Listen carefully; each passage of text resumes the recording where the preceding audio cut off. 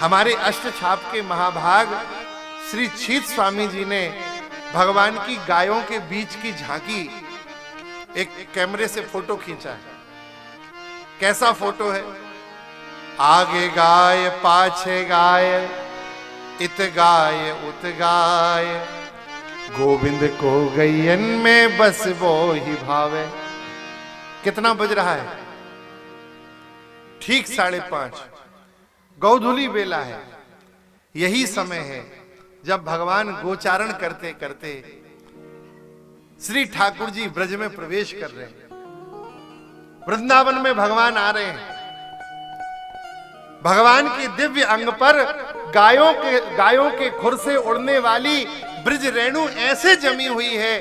दिन भर से ठाकुर जी श्रम से श्रांत हो चुके हैं। भगवान के शरीर पे पसीना है और उस पसीने पे गायों के खुर से उड़ने वाली रेणु जो चमकीली रेणु है, मानो ऐसा लगता है जैसे माणिक और मोती और नीलम को चूर्ण करके ब्रज में बिछा दिया हो और गायों के खुर से उड़कर वह सुंदर स्वर्ण भस्म जैसी भगवान की दिव्य कांति हो रही है। जैसे स्वर्ण भस्म भगवान ने लेप कर लिया। भगवान प्रवेश कर रहे हैं ब्रज की सीमा में। क्या छवि है? कहा आगे गाय पाछे गाय, इत गाय उत गाय, गोविंद को गैयन में बस वो ही भावे। गायन के संग धाय, गायन में सचुपाय, गायन की खुर रेणु अंग लपटावे। गायों में भगवान को अति आनंद होता है। गायन सो ब्रज छायो, बैकुंठ ही बिसरायो। ब्रज में देखा कि 9 लाख गाय तो अकेले नंद बाबा के आए। महाराज पहले गाय का ही धन होता था। अब किसी के घर के आगे ओडी खड़ी हो जाए, 2, 5, 10 मर्सरीज खड़ी हो जाए तो लोग कहते हैं बड़ा आदमी है। अब लोग ओडी मर्सरीज देख के बड़ा आदमी मानते हैं। पहले ओडी मर्सरीज नहीं थी, पहले गायों के खूंटे होते थे। हर घर के आगे गौशाला होती थी। अरे लड़की देने वाला पिता जब लड़का देखने जाता था तो साथ में जो खवास जाता था उससे कहते थे जाओ जाके गौशाला के खूंटा गिन के आओ कितने। तो लड़की का पिता 2, 5, 10 खूंटा ज्यादा ही गाड़ के रखता था कि हमको कमजोर ना समझें, हम भी बड़े आदमी हैं। सगाई संबंध गाय के खूंटे देख के होते थे। पहले गोधन ही धन होता था। ना जाने कैसा कठिन काल आ गया। गाय हमारे घर से नहीं गई, गाय हमारे हृदय रूपी घट से चली गई। अब तो गाय के प्रति हृदय में भी भाव नहीं है। पीड़ित गाय रोड पे पड़ी रहती है, महाराज हम लोग हॉर्न दे के चले जाते हैं। गाय के प्रति किसको प्रेम है?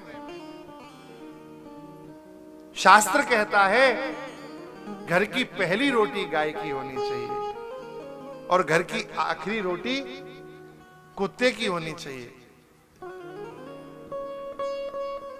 लेकिन हम लोग पहली रोटी तो जाके अपने बूढ़े सास ससुर को खिला देते हैं, ये पकड़ो, तो वो बेचारे फिर गाय जैसे चुप हो जाते हैं।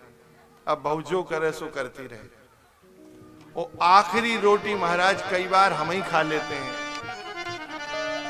तो वो आखिरी रोटी किसकी है? जैसे फिर वो कुत्ता भौं भौं करता है, फिर ऐसे घर में वो भौं भौं होता है। फिर मामला यहां से ये भौं, वहां से वो भौं। गृहस्थी का धर्म है, गृहस्थी को पंच यज्ञ रोज करने चाहिए। सामान्य गृहस्थी का ही कर्तव्य है गृहस्थी अतिथि को भोजन कराए, गाय को रोटी दे, पितरों का तर्पण करे। ये रोज के काम है, ये 1 दिन 2 दिन वाले नहीं है कि मौसम आएगा, तिथि आएगी, दिन आएगा तो करेंगे। ये नित्य करने योग्य कार्य है। यदि चाहते हैं कि परिवार में शांति बनी रहे, आरोग्यता रहे, आयुष्य रहे, रिद्धि समृद्धि रहे, तो अपने पूर्वजों का तर्पण करो, सदग्रंथों का घर में पाठ करो, भगवान के नाम का कीर्तन करो, महाराज गाय का सेवन करो। प्रत्येक व्यक्ति ये तय कर ले, ये तो माताएं तय कर लें कि प्रथम रोटी घर में बनेगी तो वह गाय के लिए जाएगी। पहली रोटी पे अधिकार भगवती गौ माता का है। गाय से भगवान को बहुत प्रेम है। और जो लोग भगवान के प्रेमी हैं वो भी सुन लो, श्री सूरदास जी कह रहे हैं भगवान तब तक नहीं आएंगे जब तक आपके हृदय में गो भक्ति नहीं आएगी। सूरदास जी ने अपनी पदावली में कहा है, हरि आवे गैयन के पाछे,